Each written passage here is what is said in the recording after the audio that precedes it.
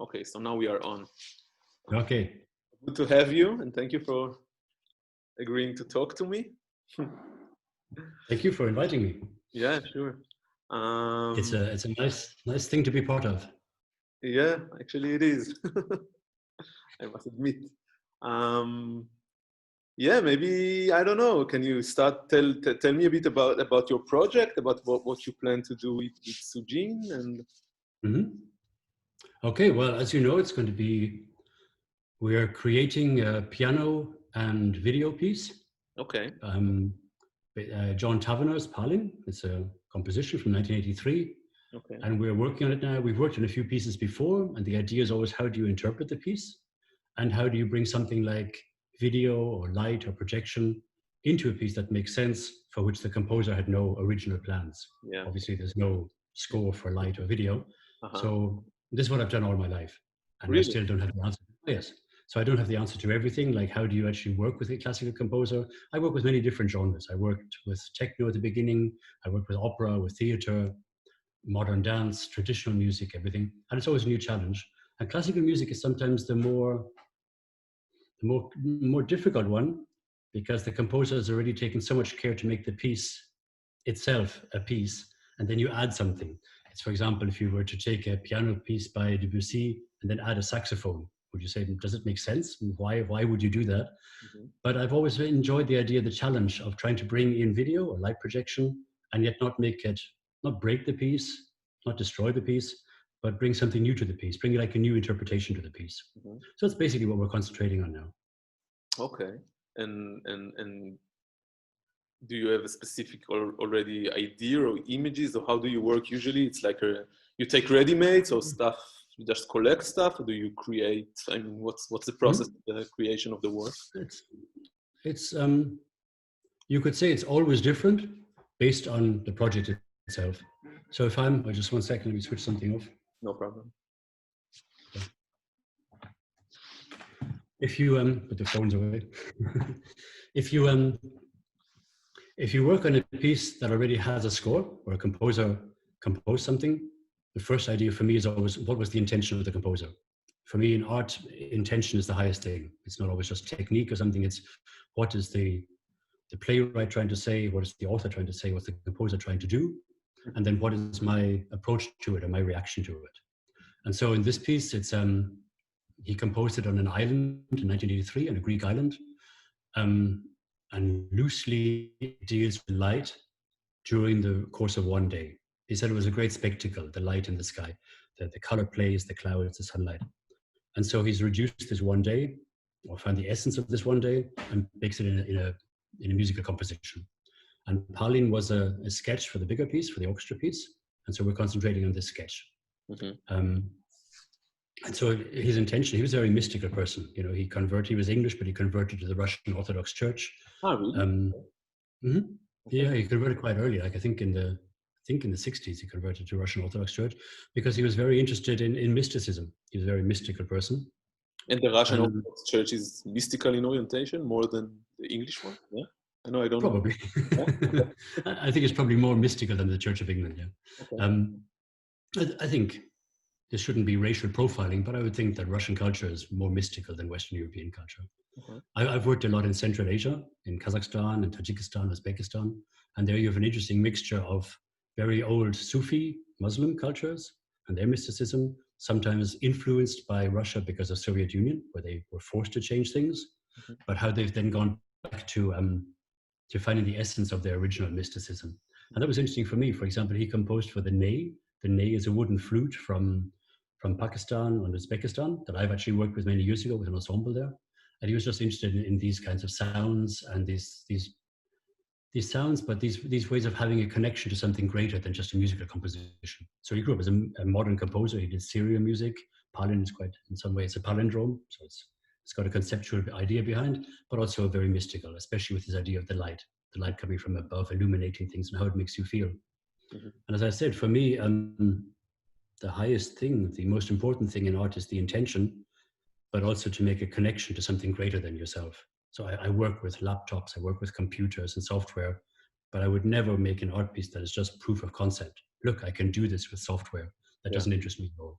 It's got to be a connection to something greater. So I'm not a religious person. I was not raised religious, but I think the idea of spirituality, or trying to create a feeling in a room that will never be there again, that was never there before, but somehow everybody takes with them and maybe stays with them forever. That makes sense to me. Okay. And how do you do that? I mean, with technical stuff, how do you software? No, it's maybe I should go back a little bit. My mother was a painter. My father was a writer. So I already grew up in this idea of like what it means to make art, why we make art. We grew up quite poor. We grew up in Ireland, or I grew up in Ireland. We weren't very rich. It was very difficult to make art in Ireland at the time. My mother was an abstract painter. It wasn't popular in Ireland at the time. But to see my parents soldiering on to make art because they believed that something in art was very valuable for humanity, that's something that if you can do something very good for a human being with art, it was worth it. It was all worth it. So I focus a lot on concentrating a lot on working hard and reflecting what I'm doing, reflecting has a reason, has a point. And I work a lot with somebody called Morton Subotnick. He's an American composer and the inventor of the synthesizer. He invented the synthesizer in 1963. And we work a lot together. And I'd like to quote him. He always says, well, he wants to make our islands of ecstasy. So a concert from him, 1 hour concert, has little moments where everything comes together and they're islands of ecstasy. And we perform a lot together. And when his music and my video comes together as a even greater than the sum of its parts, then you've got an island of ecstasy or something spiritual. Actually, SooJin and I, we met at the production of Jacob's Room, which was Morton Subotnick's opera at the Festspiele. Where was it? 10 years ago. States? Sorry? It was in the States? No, in Bregenz in Austria. Okay. It's a big festival for music in Austria. Actually, what they do is it's a very big festival for one big opera piece. Every year it's the same ones, Tosca, the big pieces. But then they put a lot of their budget into experimental pieces. And they commissioned this piece from him. And we worked on it for about 2 years, and then we performed it. And then after that, we went on a little tour together. That's how I met SooJin. We worked on that. Oh, and since then, we've both worked a lot with him. She recorded a CD of all of his piano pieces. It's the first time a CD of all his piano pieces came out. And I've performed with him all over the world in the last 10 years. We get invited a lot to Asia, to South America. At the moment, we don't get invited to anywhere because of Corona. Yeah. But we were supposed to play at the opening of Olympic Games in Tokyo this year. Oh, really? For obvious reasons, that's not happening. Yeah. May I just interrupt and ask what's your background, or what you're a curator of the gallery? I'm a theater writer and director, actually. Oh, I see. And I just finished working on, we just came out with a new project just before the Corona started. It was the first time for me working with animation and video in a theater production. So yeah, and now we are trying to bring it here to Berlin and tour in Europe, and we plan to maybe shoot a video or like put it up and then shoot it in order to send to festivals. Follow Spot is the name. Yeah, it's a live piano follow spot. Okay. And where was it performed? Concert with animation projected on wall of cardboards, basically. It's mapped on the cardboards like pixels a little bit, and there are a lot of cardboards also on stage. And then and the idea is that the pianist plays pieces, and between the pieces he goes from the piano and acts, becomes more as a theater, and him and the main character of the animation are basically the same. Nice. And then, Well, I hope I get to see it soon. I hope you bring it to Berlin. Yeah. I'm sure that the minute they will open up a little bit. Yeah, you can try. Where did you show it before? In Israel or anywhere else? Yeah, in the Kameri Theater. I don't know if you know. Okay. One of the main theaters in Israel. Yeah. So we have three shows, and then another one in April was cancelled, and since then it's everything was shut off. But now we're coming back. To life, hopefully. How is the situation in Israel now? Is it a lot locked down, or is it opening up again? It's weird a little bit because they were, I don't know how much you know, but they were one of the first countries to really go for an extreme lockdown, and the numbers were actually quite low. But then a few weeks ago, they were like very early back, like 100% back to normal, and now the numbers are increasing. So it's a very weird, I don't know, and people, I don't know if they really trust, a lot of mistrust between the citizens and the government, I feel. So it's, now it's hard because the minute you go back to normal, like immediately, and then you try to make people go back to, backwards, it's kind of, doesn't really work. And it's difficult, no? well, it's not very, I've been getting reports from the Caucasus. I've been doing a big project in the Caucasus, in Armenia and Georgia. And then this year we were supposed to go back again. And Georgia has been very strict, and they haven't really opened up very much. And the numbers are very good. But Armenia and Azerbaijan, they thought they were under control. They opened up, and now it's got really bad again. Really? It's got all my friends from Armenia. They've left the capital city and they've gone to like their grandfather's house and a farmyard in the countryside or something. And everything is cancelled.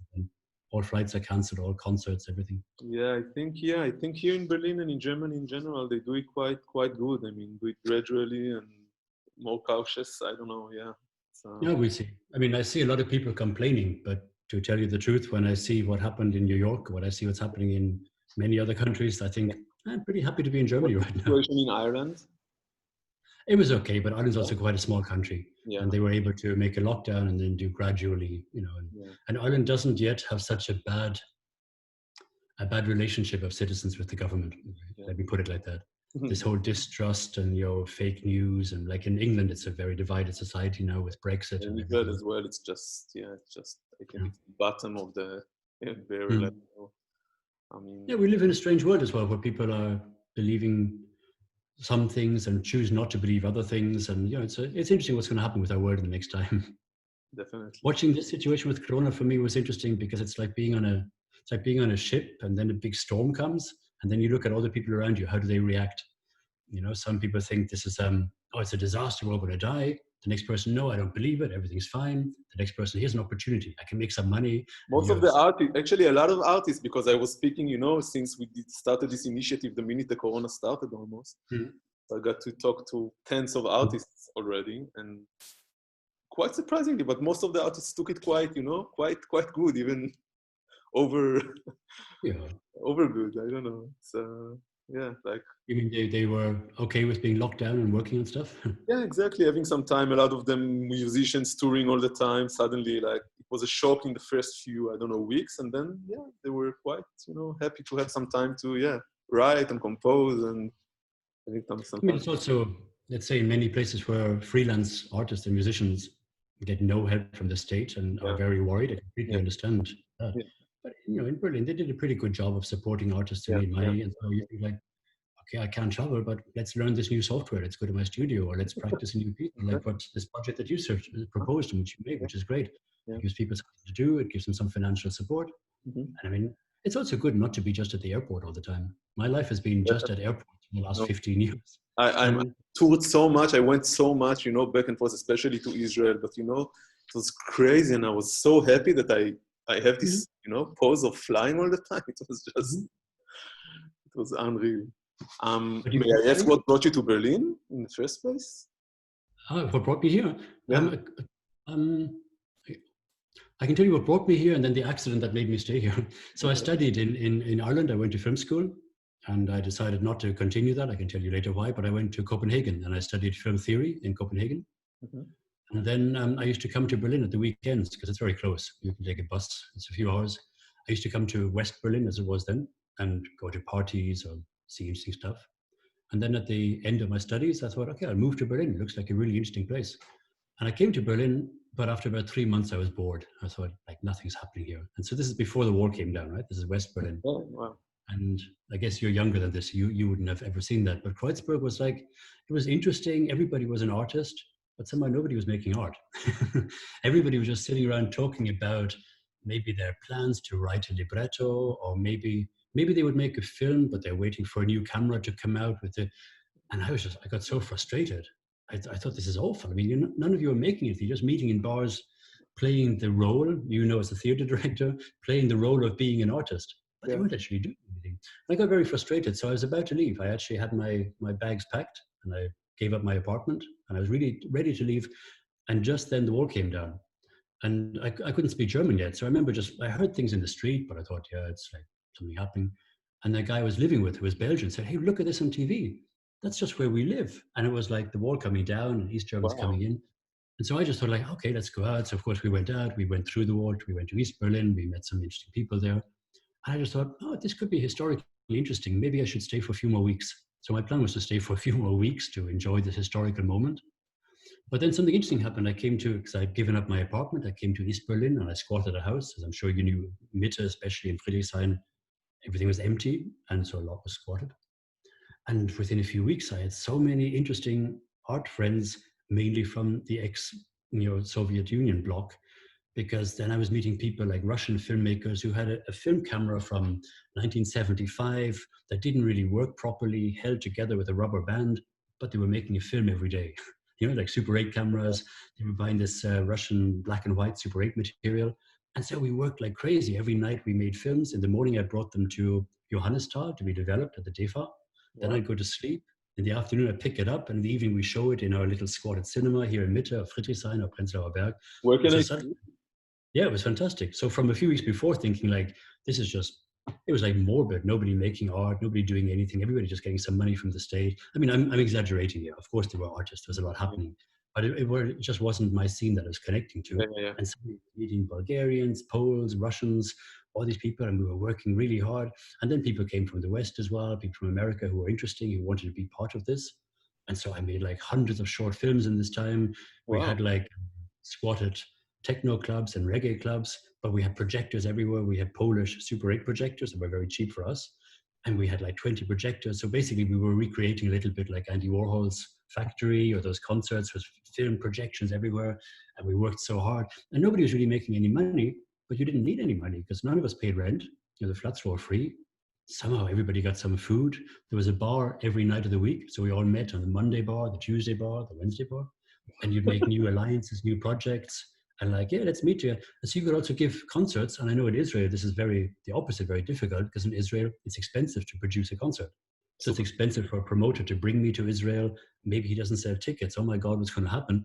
We just gave concerts and it didn't matter if nobody came because we weren't paying rent. I mean, slightly illegally, we were also stealing electricity from some factory behind.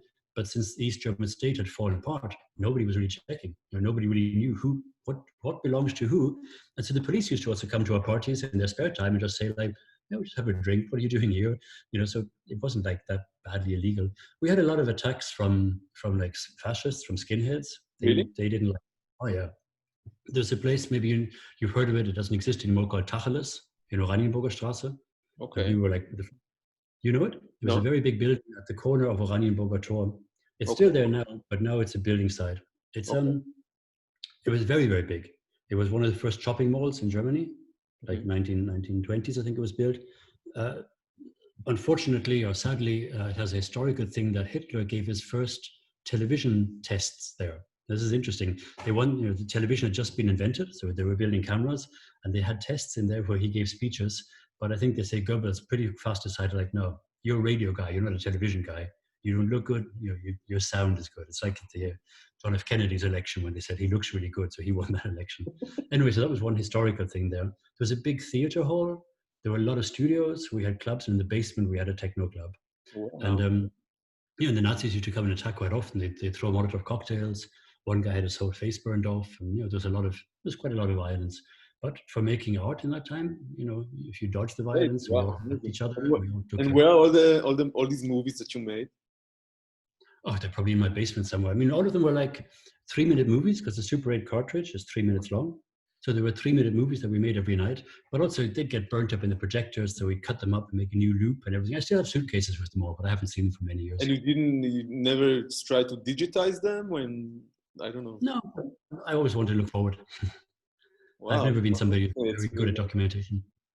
Well, I was sort of lucky because from this, so then we used to do this, and then clubs got bigger, and then Berlin got famous as techno and all these techno clubs.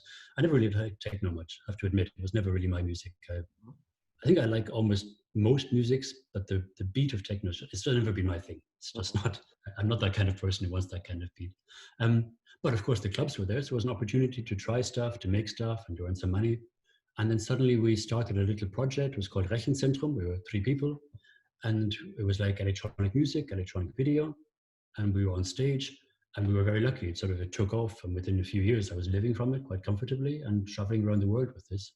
And so I just got so busy with that I never thought about digitizing what I had done before. Yeah. Whenever I've moved house, I've taken it with me. I've always thought maybe I should digitize it sometime, but there's always too much to do. I always look forward. Sounds super interesting. I don't know. I would love to have a look. Yeah, I'll unpack them. We can do a production together sometime. We can map them on How your did you theatre. shift to classical music? How did you get into this classical world and modern classical Oh, well, world? that's a good segue, because what I just said, techno started boring me. So I started thinking I want to work with other things. So I worked with some live musicians, worked with some people. But then I think I got the first was an invitation from Universal Music. They were releasing, I think it was a CD. Yeah, it was a CD of remixes of Debussy music by electronic musicians. Okay. So, the When was it? just like when? Yeah. Maybe 99, 98, 99, something like this, 2000. Okay. The classical world, of course, wants to be as relevant as possible. So it wants to get new audience, just like the museums need to have many young people who come. And so they took classical music and they got young electronic music producers, please, do something with this, so that just to open up the market a bit. And they thought it would be interesting then to have a video component. And so I got involved in this, and then I discovered, I'd always listened to classical music. My mother played the violin as well. It wasn't completely anathema, but I never worked with it before. And I suddenly discovered that classical music, it just inspired me so much more than the basic rhythm of techno. I was just like bored with this dance music. Just to listen to classical music has always excited me. Also, like I feel I have to express myself physically. Sometimes it just has a strange effect on me. And then it just flooded my brain with all these ideas of what I could do. And I was so inspired by it.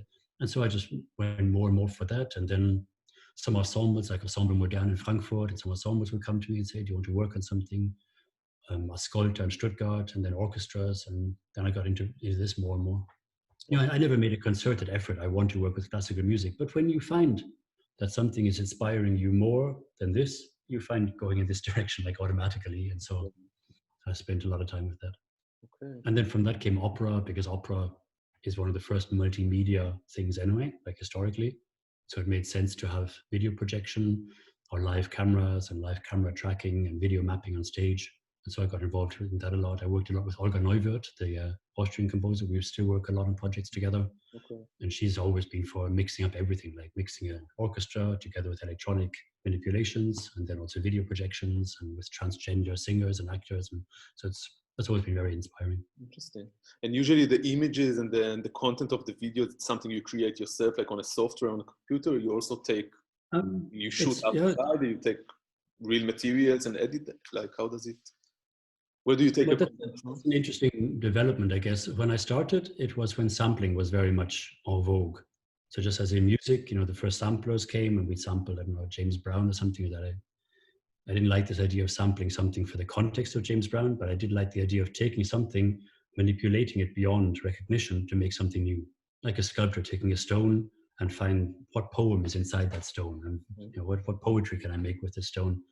And so my first years was all about sampling. I sampled a lot of films and video and everything, but I always manipulated it beyond recognition. You would never know it was Bruce Lee or Michael Jackson or something. What more abstract light? I manipulated into textures, intensities. I'd look for the textures and intensities, but I would take out the figurative or narrative context. And then I did that for quite a few years with Rechenzentrum, with my project that we traveled with. And then, like often when you make art, you find, I think I've taken this as far as I can. I could probably continue doing this for the rest of my life, but it's got a bit boring for me. It's a bit like squeezing the last piece out of a toothpaste. It's like, yeah, why? Yeah. And so I went exactly the opposite, 180 degrees. And since then, everything I make is my own. So everything I make is basically organic phenomena. I investigate organic phenomena, and then I manipulate them into ecstatic moments. But you say organic phenomena, you mean like what exactly? Like everything that's possible that I can document happening organically in my studio. I burn things. So you shoot things. You just shoot things with the camera and everything. And all the time I've got multiple processes going. I've got things growing over weeks. I've got other things melting overnight. I've got other things influencing each other. Burning, fire, breaking, and I film all this. And then I take this and then I always manipulate this also beyond recognition. But I like the original moment that happened there. For example, if I take a little explosion, like a match happening, then to stretch that out over 1 hour and then maybe compress it again. Often I print out all the single pictures on paper and redraw them again and then scan them back in. This is what I enjoy most, this process of transformation of a moment into another moment. And you have your own studio, place you work in? Yeah. Okay. Yeah, I have my own studio. It's also got some waterproof areas because a lot of things are melting and stuff. But yeah, and so when I perform live, then I always take what I think from my archive what could be useful. And if something's missing, I make new stuff. So if Olga says to me, let's work on a new production, this one is about, we did one about Moby Dick recently, a few years ago. So then I get into the whole idea of like underwater, water whales, but also her opera was at Moby Dick, but also dealing with the Wall Street, with the greed of Wall Street. And so taking moments from both things and transforming them and then projecting them on the stage. Interesting. I always like to work with directors who have a very clear idea of what they want, but give me maximum freedom to do what I want within that idea. So for example, Olga will tell me, at this moment, it's very important that this precise image comes, but then there's 20 minutes, you can do whatever you like. And then at this point, I like that very much. Yeah. Okay. And what do you have any thoughts or ideas or specific, I mean, where you want to go with this specific project? What's with SooJin, with Taverner? Yeah. With this island life. Yeah. Well, there obviously, for me, it makes sense to actually try to recreate within the time frame a day of how the light changes and to be able to move that to new places. So we should talk about that as well, about your space and how we can present it there. But to try, it's not going to be like a video projection on a screen with an aluminium frame like at a trade fair. I've never liked that. We have to try to create something where it's really a space that the audience also feel they're inside a space.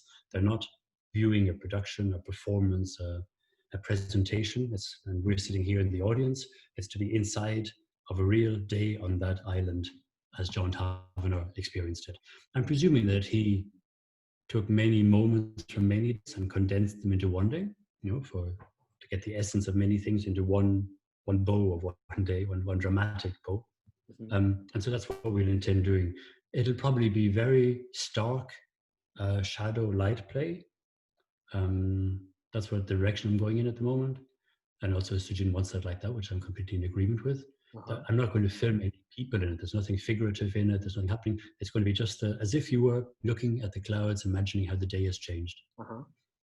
Okay, nice. Sounds good. Sounds beautiful. Well, even before we thought about doing it and applied for it, I had this moment where, when the lockdown started, I'm not very good with social media. I'm not so interested in social media. I find it a waste of time. But of course, then it was interesting on Facebook just to see what's everybody doing. Is everybody okay? What's happening in Berlin? And so I was spending some time on Facebook for the first days of this lockdown. But then I just got I got very surprised how many friends of mine seem to be experts in viruses and epidemics. I was a bit surprised by that.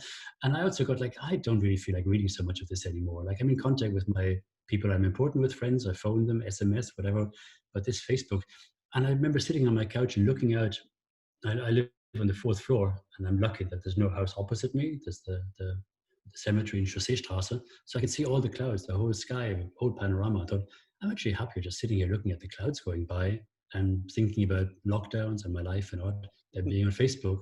And I was having light plays in my mind anyway with this. And then we thought about doing Taverner. It just fit perfectly. Wow. Okay. Okay. So let me ask you, I guess it's part of this conversation too. In your space, there's a space for this presentation, or how are you considering to I can show you the space because luckily I'm here now. So that's framed. It's not a big, now that's the exhibition that's hanging on the walls. And yeah, it's just a small place. Usually it fits 100 people, maybe a bit more. Piano here, usually they move this piano to, I don't know, wherever they play with the location of it, to the center of the room or wherever the musicians choose to. And the general idea of the place was always from the beginning. It started in our home when we moved to Berlin shortly after we moved. The idea was to have a music event monthly with an exhibition of an artist. And then since it moved out of the house and Yael found this place, so the exhibition stays for a month until the next show, and then it's changing again, and then a new concert is. So now, of course, with the corona and everything, there are a lot of other initiatives, and everything is changing. But that's the basic idea or the concept of the place, and that's the place. Nice. I don't know. Yeah. So, do you have other in this process, do you have other musical exponents too? What do you mean in this? In this Um, process, this project you've got process dealing with coronavirus, are there other people more, who want music? most of it is musicians. Yeah, Ah, yeah, because Yael is a musician, and oh, yeah, it's mostly musicians. But a lot of now with this specific initiative, with this, I'm sorry, it's dark. Um, um, with this frame process, when that started, yeah, we get, artists from all over the spectrum. I mean, yeah, theater, yeah, artists, painters, sculptures, videos, yeah, from all so do over. you already have an idea how you intend to show it? Will you do like, I mean, Actually, of I'm course, not. No, I'm not sure. I mean, Yael is the real. She's the manager, and I'm not sure if they plan for some of the works to just be exhibited or be like a real concert, or to have it concentrated in a weekend or a few weekends, and then do it like 24 hours of like more like as a festival. I'm not sure. I'm not sure, but I'm just doing the conversations. yeah, sure. Well, Yeah, we'll yeah. see when how things develop, how many Yeah, people yeah. you can actually But in your room. you're more than welcome, to visit if you want to see the space, and I would love to meet you in person. Yeah, are you open at the moment? Do you? We are not open, but I'm here on usually long days on Tuesday and Wednesdays, and Yael on the other days. So most of the time there's someone here. Mm-hmm. So yeah, Okay, well, I'll come by. let's try to find a time and meet. Are you working on any theater at the moment? Any theater piece? Are you working on any? No, we are still, because this thing is quite new, this Follow Spot project, and just, we came out and nothing was happening because everything stopped, and we are really pushing this project. And I'm writing a lot, and it's a good time for writing. I don't know, I never, I think, managed to do it so systematically as, I don't know, in the last few months. Yeah, it was super interesting, this Corona. I woke up really early. That was my, I don't know, my way to, I don't know, because we have 2 small kids. Mm-hmm. So yeah, that was my, I don't know, way to save myself from, I don't know, waking up early and having this time for myself, writing a lot, and yeah. The strangest thing for me with the Corona, I think, is just the new way of passing of time. Yeah. That it's just, I was in New York in March, San Francisco, then I went to New York, and already the streets were empty on the day I flew out, and I flew out on the last flight back to Germany. And then I saw him here, I think, since the 11th of March or so. And I just can't believe it's like, I still feel it's like, yeah, the year is starting. It's the beginning, but it's not. It's the end of June. I feel like, oh, it's nice. The days are getting a bit longer now. And oh no, it's the longest day of the year in 2 weeks. Yeah, it was an amazing time. In the beginning we were shocked, and we were really thinking, because the minute we understood that they are closing the schools, we had these 2-3 days that we didn't know what to do, and we were really thinking about going to Israel, because there were no schools, and we thought, okay, the kids will be in Israel next to the grandparents and a garden and everything.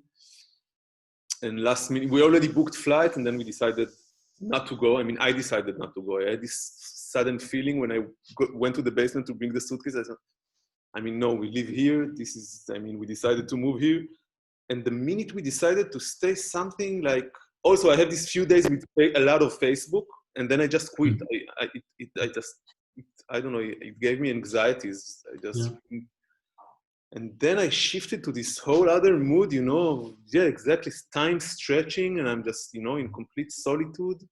And something, I don't know, rooted in Berlin. I felt after 4 years, it was the first time that we actually moved to Berlin. Because until that moment, we were flying so much, and we were in a state of mind that, we don't really, we live here, we go to Israel a lot, we're not really choosing. And suddenly we had to choose, if we're going back to Israel. And the minute we chose, I felt like more connected to the city and more, rooted, and writing more and everything. It was a really good shift. And now I feel suddenly it's a bit more getting back to normality. I'm not sure I'm happy about that. I know, I understand. Me too. I also wonder, because, well, we'll see what happens. I also wonder, when I see too many people just or something, I don't know, I feel, I'm not sure if I'm ready to still. Yeah. So sure, and I also wonder about when people are saying that they feel their freedom has been taken away completely because they can't go to a club. Like, it's a pandemic, Or I demand to know, when will things open up? And you say, you don't get to decide. The virus decides. No, I think now that things are starting to get open, I feel my freedom is taken away in some. Yeah. Yeah. It's a strange feeling. I also have that. I went to the demonstration last week, the Black Lives Matter. I was also very aware of the fact of not being in the center of it and taking a mask. And also, I mean, I don't know if there was trouble later, but when I was there, the atmosphere was fine. The police were just calling out, take distance to each other. There were a lot of people handing out masks to people. So I thought, like, but the demonstration the week before on the river, I was just so shocked by that. I was just like, that's strange. Human beings are, it's 2020, but we're sort of strange creatures, you know? Yeah, definitely. And for me, I have to admit, the worst thing that could happen is to find out that I gave this virus to somebody who's older and who died. Yeah. I would just feel terrible about that. And that for me is a much worse thought than that I can't go to a bar or to a club for a few weeks or months or maybe even longer, or that I have to wear a mask. I don't find wearing a mask so bad. I don't like wearing a mask, but I don't find it bad. That's not. Yeah. There's worse things. Excuse me. Gesundheit. I see it. Thank you. I see a bicycle in the background. Are you a big cyclist? No, it's by accident, but actually it's new. I just had my 40th birthday. So my present to myself. Okay. For me, this is a great thing in Berlin. I cycled, very, very much. And that's a great thing. It stays healthy. If I didn't cycle, I would probably not be moving anymore. And it's actually different from these bicycles to the thermal to the one I had before, because it was just, I don't know, I'm the king of the road. Anyway, so you have any more questions? No, I think we are good for today. Yeah. Now you know a little bit. The next time you can come back with really tough questions. No, we are easygoing. So you said you're there on Tuesdays longer, and which other day? Actually, next week you won't be here. We are going away, but the week after we will be here. Yeah, I would be here Tuesday and Wednesday, long days. Okay. So let's be in touch, and if it's convenient for you, let's meet here. Perfect. Yeah. Hold on. Thank you very much. It was a pleasure. A pleasure. Thank you very much. Thank you for the talk. Bye bye. Have a nice weekend. Bye. You too. Bye bye.